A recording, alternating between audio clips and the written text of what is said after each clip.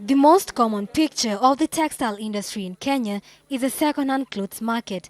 Gikomba, right here in the middle of Nairobi, is the largest second-hand clothing market in the country and is the third largest importer of used clothing in sub-Saharan Africa.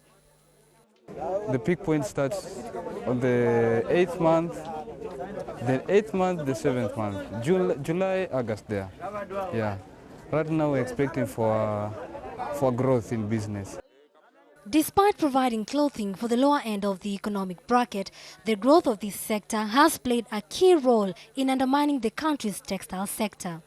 There are thousands of Kenyans running the second-hand clothes business, and to prop them up, Finance Minister in this year's budget eased taxes for the second-hand market, but an intricate balance has to be reached if the country's own textile sector is expected to grow. We are trying to appeal to the minister to not to really reduce duty on imported yarns, because if we did that, then we are really killing the industry. Despite the country having the potential to produce all raw materials for the textile industry within Africa and beyond, still over 80% of the raw materials are imported. Actually, the issue is a bit historical. It starts around 1991 when we had the structural reforms. When you had the reforms, you had some policy changes, but unfortunately the policy changes did not go with harmonization of the Cotton Act, which was in place by then. So the private sector was actually not very well prepared for the changes to take charge of the prices, guaranteed minimum prices, the marketing issues, and also of credit farmers. So actually Cotton Board was declared at that level, and that's why we had that problem now coming in. The demand is there, but you cannot be able to produce as much. Currently, the textile mills import most of their requirements from our neighboring countries like Tanzania and Uganda. And before then, we used to produce about 300,000 metric tons of cotton. But at the moment, the country is producing about less than 50,000 bales of cotton. While announcing the 2009-2010 budget, the minister had reduced import duty on all yarns from the current rate of 10% to 0%.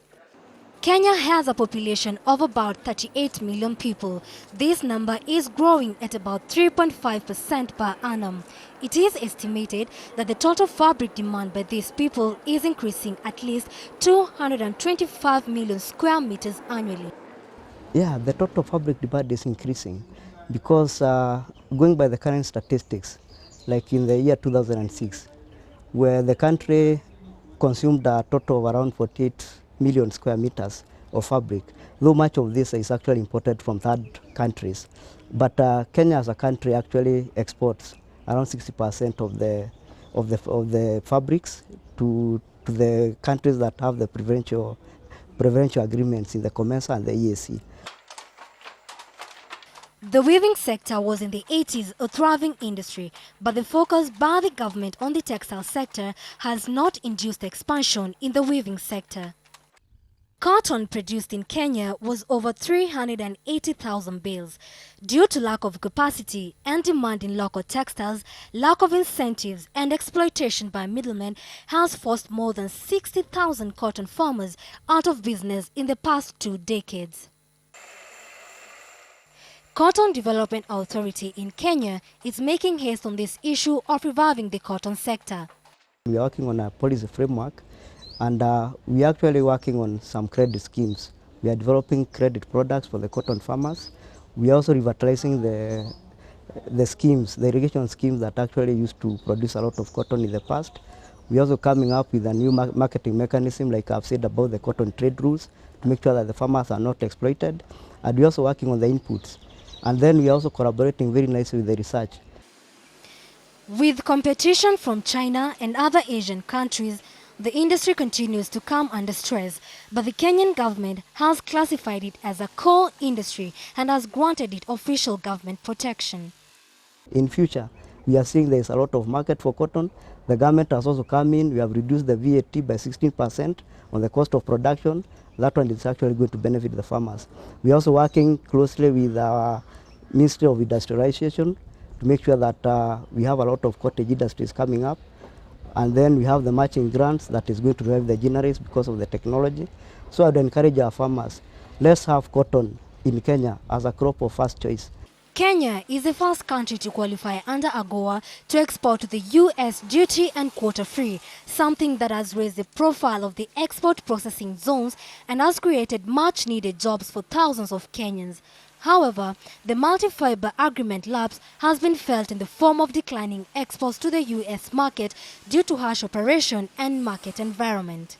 When it ended, there was a lot of fear and pessimism that the textile industry in Kenya would collapse because there would be no new buyers.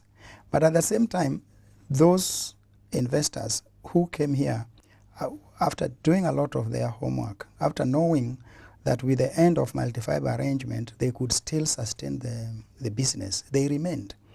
The only ones that I think went down or took off after the end of the multi-fiber was the lot that wanted to speculate in the investment. And therefore, when this opportunity ended, they didn't have any other, and therefore they had to close. They had nothing else but to close. But the ones that were steady, serious, and had done their calculations well in terms of investment approach, we still have them.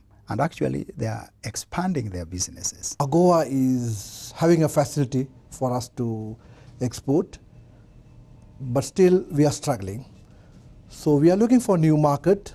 I think EU is a better market. It should give a kind of relief to the industry.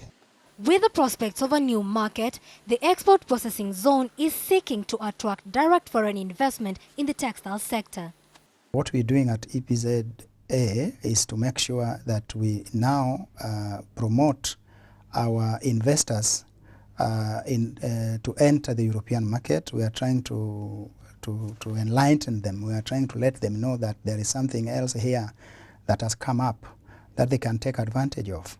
So what we are doing is that we are trying now to organize ourselves in such a way that we go into the European markets, for example, trying to find out opportunities in countries like France, which we are intending to go to in November this year to do a bit of promotion.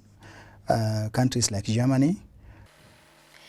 Even with rising competition, challenges of ease of doing business in the textile sector and other markets access challenges. It is clear that the Kenyan government is keen on reviving this sector that is key in creating an industrialized economy as well as enhance its strategy of poverty elevation by 2030.